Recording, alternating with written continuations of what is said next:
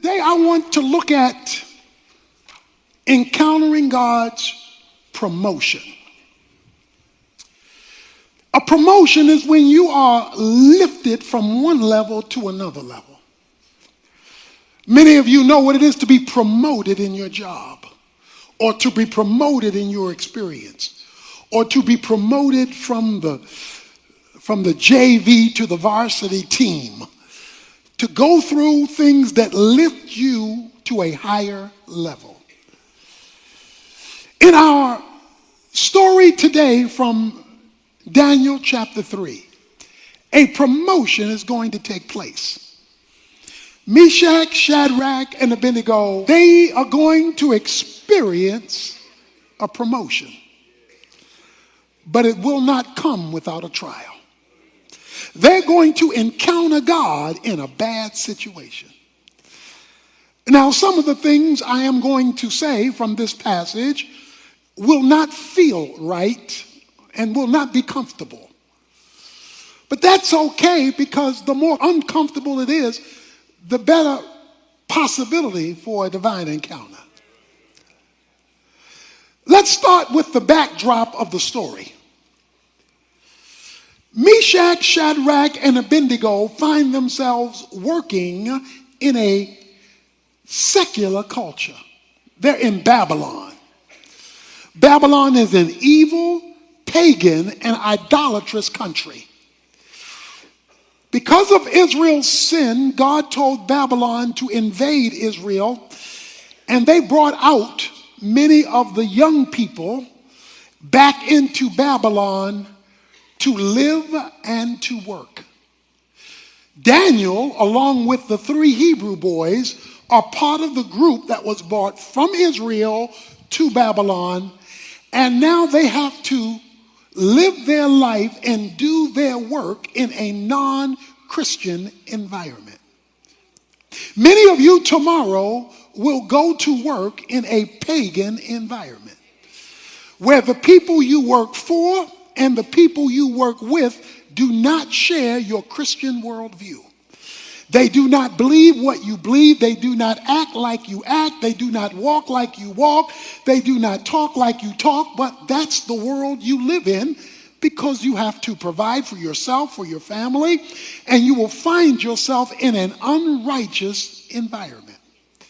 That was the 3 Hebrew boys. They found themselves working for the federal government because they were administrators in the regime of Nebuchadnezzar, who was the governing head of Babylon. So they were government employees working for a pagan government. They were sent to a Babylonian school, it says in chapter 1. It says that they were indoctrinated with Babylonian thinking. It says they were even given a Babylonian name after the name of a Babylonian god. So the culture was trying to de-Israelize them and pro-Babylonize them, trying to take their mindset from the rearing of their faith to the raising of the culture. And so you and I, like the 3 Hebrew boys, are caught in a cultural tension. How we were raised and what we're taught to believe, and where we have to live and earn our money. Where we have to live and function, or the people we have to be around, because that's the nature of the job in which we're situated. How do you be Christian when the environment you're in doesn't support your Christianity? So that's the situation, that's the circumstance that they find themselves in. Well, something happens in the beginning of the chapter 3. Nebuchadnezzar, the head of Babylon, develops a theo-ego. Theo is God. Ego is your mindset. He developed a God mentality. He deified himself. It goes on to say, in the first 9 verses, you'll see 7 times discussion about this image he built to himself. He builds a statue to honor him, 90 feet tall and 9 feet wide. He not only builds a statue, he comes up with a law The law says that everybody is supposed to bow to the statue of Nebuchadnezzar. He calls all of his leaders together and he says, I want you all to bow. And then he gives a warning in verse 6.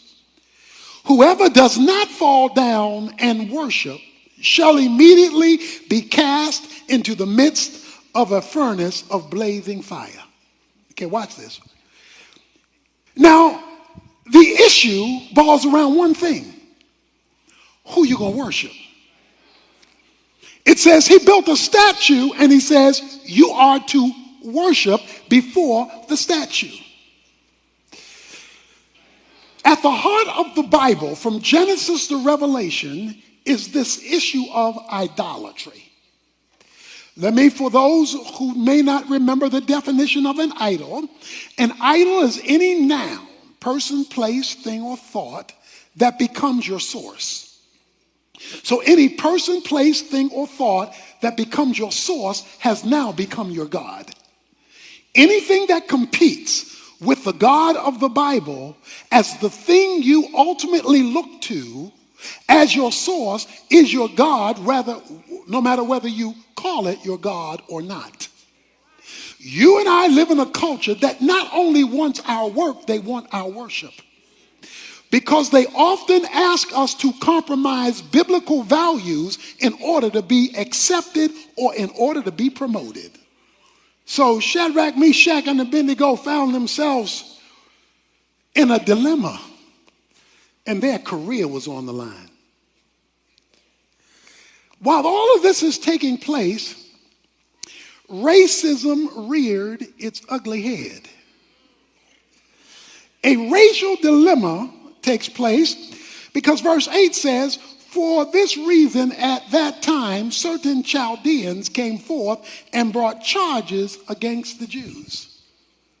So some Babylonians brought charges against the Jews. They didn't like the Jews. They didn't want the Jews working at the company. And the reason they didn't like the Jews is, one, they were Jewish, and two, they brought their faith to work. See, they knew they were followers of God. So let me ask you a question. If you were accused of being a Christian on your job, would there be enough evidence to convict you? Or would you be found innocent of all charges? Because your faith is very vague. You know it, but nobody else does. They were clearly followers of God, and they were Jewish. They could not condemn them because of their work, so they had to condemn them because of their faith. So these three Hebrew boys find themselves on a horn of dilemma because now the Babylonians who work with them, their co-workers, come and say and play politics. You know how politics is in the office. They come and play politics. They said, oh, Nebuchadnezzar, you got these Jewish guys here and they won't bow. Oh, they come to work, they do their job, but you told them to bow to the company. And they're not bowing to the company. They're not submitting to the authority of the company. So Nebuchadnezzar, when he finds out this minority group would not bow, he said, bring them here. Verse 13, bring me Shadrach and Abednego here. And in verses 14 and 15, he says, I'm going to give y'all another chance. And then he asks the question, if you don't bow, verse 15, if you do not worship, you will immediately be cast into the midst of a furnace of blazing fire. And what God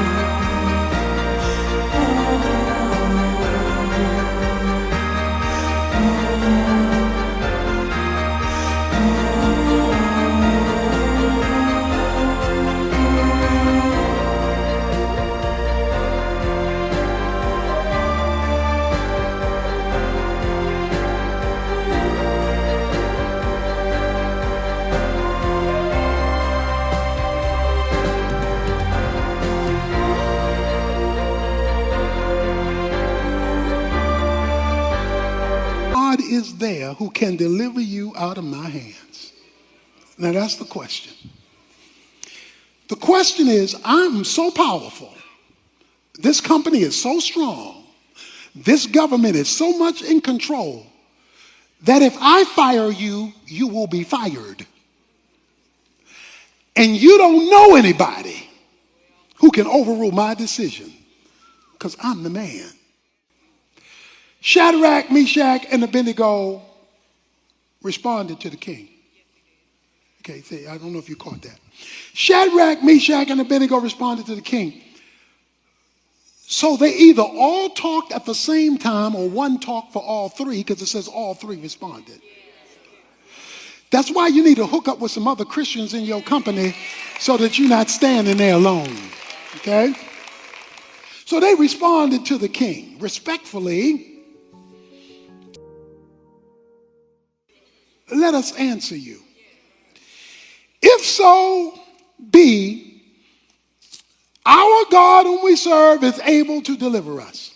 You are to look at your occupation as service to the Lord through the vehicle of that company. It is the Lord Christ whom you serve. So they say, we may work for you, but we serve the Lord. The God who we serve is able. The God who we serve, because that's what got them in trouble in the first place. Their co-workers knew that they served the Lord in their job description. But most Christians, many Christians, divorce their everyday work from their service of God. And these three boys didn't. But because we serve him, the God who we serve is able to deliver us. But let's hear the rest of the story. Even if he does not. Because there are two things you need to know about God. He's powerful, so he's able, but he's sovereign, so he can choose. God must have the option in any situation to choose what the right thing is to do at that moment, and sometimes he does not. And you need a theology that covers when he doesn't. Because if you don't have a theology that covers when he doesn't, then you're going to be mad at him when he doesn't, because somebody told you from the pulpit he's able. So you got to keep both in tension. And about both, you must say the same thing, because they say, even if he does not, let it be known to you, O king. We respect you. We're going to work for you. We are not going to serve your gods or worship the golden image that you have set up. Because it says in verse 19, then Nebuchadnezzar was filled with wrath. Filled with wrath. And his facial expression was altered. He's contorted. He's contorted. Who do you think you're talking to? I don't care that you said it respectfully. Do you know who I am? Guess what he does? He is so hot, no pun intended. He is so hot. He gave orders in verse 18 to heat the furnace 7 times more than it was already heated. This is like your boss saying to you, look, if you don't do this, not only will I fire you, I will see that you never work in this kind of business ever again. I'm the man. You talking about you not going to bow because you got some other spiritual commitment. So the men who brought them to the furnace was so hot, it burned them up. The Bible says the men who brought them got burned up. That's how hot it was. They tied him up. In verse 23, and threw him into the midst of the furnace, still tied up. So they tied up their hands, tied up their feet, and threw him in. God didn't deliver them from the furnace. He let them get fired. But something happens. Verse 24, then Nebuchadnezzar the king was astounded, and he stood up in haste. He said to his high officials, was it not 3 men we cast bound into the midst of the fire? Come on now, help me with my math. Wasn't it 1, 2, 3, Meshach, Shadrach, and Abednego? They replied to the king, well, certainly, king. We put 3 guys in there. He said, well, come here. Look through this glass. Look, verse 25. I see 4 men loosed and walking around in the midst of the fire without harm, and the appearance of the 4th is like a son of the gods. Okay, see, you could preach right here. He says, we put in 3, right? Yeah, we put in 3. Well, how come? And we tied them up, right? Yeah, we tied them up. Okay. Well, why am I seeing 4? So if we put in 3, why 4? And how they walking around when we tied them up? No, nobody burnt. Nobody. Okay, watch this. Sometimes when God wants to give you an encounter with him, sometimes he takes you out of it. Sometimes he delivers you from it. Sometimes you don't have to worry about it. But sometimes he wants to take you through it or join you in it, not deliver you from it. Sometimes he wants you to see what it's like when you're in the fire and not being burned by the fire. You are in the bad situation at work, and he's working right beside you.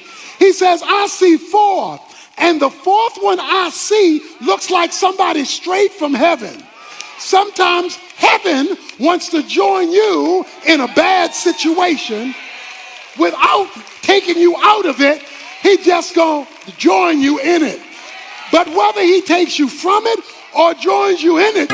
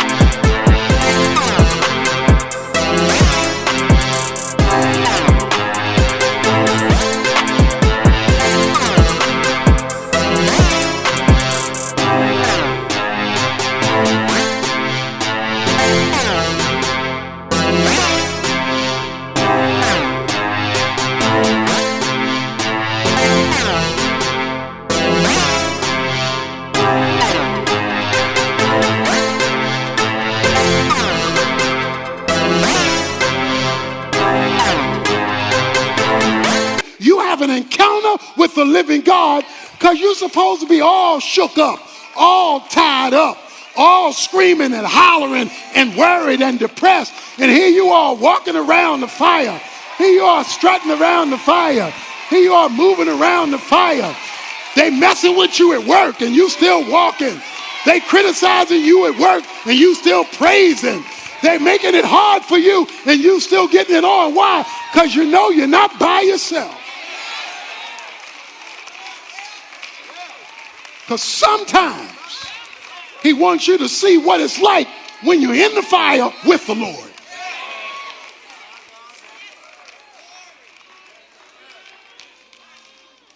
Why? Why, God? Why are you going to do this? Look, I need to walk with you. I need to walk with you. Walk with me. I want you to turn to 1 Peter. I want to walk you through a series of scriptures. I want to walk you through a series. You need to know these scriptures in 1 Peter to show you this is not just Old Testament. This is New Testament. He says in 1 Peter a number of scriptures that will change your bad situation at work, change your bad situation at the company when you have this kind of understanding of a bad suffering season in your life. He says in 1 Peter chapter 2, verse 20, he says, "For what credit is there if when you sin, you are harshly treated? You endure it with patience. But if when you do what is right and suffer, for if you patiently endure, this finds favor with God." So if you're doing right And taking your stand, you're making God happy and you're finding favor with God even though you're suffering. Look at chapter 3, verse 14. He says, but even if you should suffer for the sake of righteousness, you are blessed. And do not fear their intimidation. I don't care who they are or what their title is. Don't be scared of their intimidation. And do not be troubled just because they talk and smack and talk and noise if you're suffering for righteousness. Verse 17. For it is better if God should will it so that you suffer for doing what is right rather than doing what is wrong. Finally, he says in chapter 5, verse 10, after you have suffered for a little while, the God of all grace, who called you by his eternal glory in Christ, will himself perfect, confirm, strengthen, and establish you. To him be the dominion. He gonna call the final shot. He gonna say where this job situation works out, whether there or somebody else. Because remember, your job, your government is only your resource. It is not your source. Some of you remember my story when I was in seminary working at Trailways. I was loading and unloading buses. They came to me because they had a scam. The scam was when people went out for lunch, then somebody else would punch them in after an hour, even though they may stay out 3 or 4 hours and hadn't been punched in. And so you rotated, and somebody did that for you, you did that for somebody else. They came and said to me, well, here's the deal. This is how you do it. This is your day to punch somebody else in after an hour, even though they'll be gone 3 hours, and then somebody will do that for you. In other words, rob the company of time and money and what's going on. So I told him, I said, I can't do that because as a Christian, that's stealing, and that's not something I can do. And they said, oh, no, you don't understand. Everybody does it. It's the way we roll up in here. So you got to expect, you can't be an exception. Everybody does it. Let's get over this Christian stuff, and this is how we do it in the company. I said, I'm so sorry. Respectfully, I can't do that. Well, they said, well, since you can't do that, you're going to be unloading a lot of these buses by yourself. When the buses came in, I wound up having to unload a lot of them by myself because they wouldn't help me because I didn't conform to what they were asking me to do that was clearly unbiblical with the company. This went on for weeks and weeks and weeks. I'm discouraged, I'm depressed, and I had that same attitude that we all have sometimes. God, why are you letting this happen to me when I'm trying to be fair to you? A number of months later, I got a call. The call-in was to come to the owner's office or the manager's office for Trailways. I went in the manager's office. He said to me, we've been having a night supervisor come around at night to see what was going on with the night shift. We are very aware of this scheme that they're doing of punching people in when they really haven't come back. We're also aware that you were not a participant. So what we would like to do is make you manager of the whole shift. Now, I didn't know somebody was watching. I didn't know there was a fourth person in the fire. I didn't know that something else was going on. But you have to understand that when God decides to promote you, it doesn't matter what men say to you. So it's time for us to take a stand. A man was on an island one day, and he got shipwrecked on this island, and nobody was there. He was out there by himself, and he wondered, well, how was he going to survive on this island? He put some sticks together to make a little hut to keep him away from the inclement weather, and he got in that hut. But through a series of events, the hut caught on fire. So the hut is on fire. He's on this isolated island. A few days later, a boat comes to deliver him from the island. He said, well, how did you know I was on the island? Oh, they said it was simple. We saw the smoke signals you were sending up to let us know you were here. Sometimes God lets you catch fire, but it's really a smoke signal saying to God, here's where I am. And even though I'm in a fire, I know you know where I'm located. So I want you to go back to work tomorrow and serve the Lord Christ. I want you to go back to work tomorrow and be a Christian on your job, serving with excellence, serving the Lord. But knowing the Lord knows where you're sitting, he knows how long he wants you there, he knows when it's time to move, and he knows the bills that you have to pay, and says he is your source, and everything else is your resource. You can lift your head up high And even if the rest of the folk don't like you on the job, you just find you a Meshach, a Shadrach, and an Abednego, and you take your stand for God, because God ultimately owns the company. Let's give him some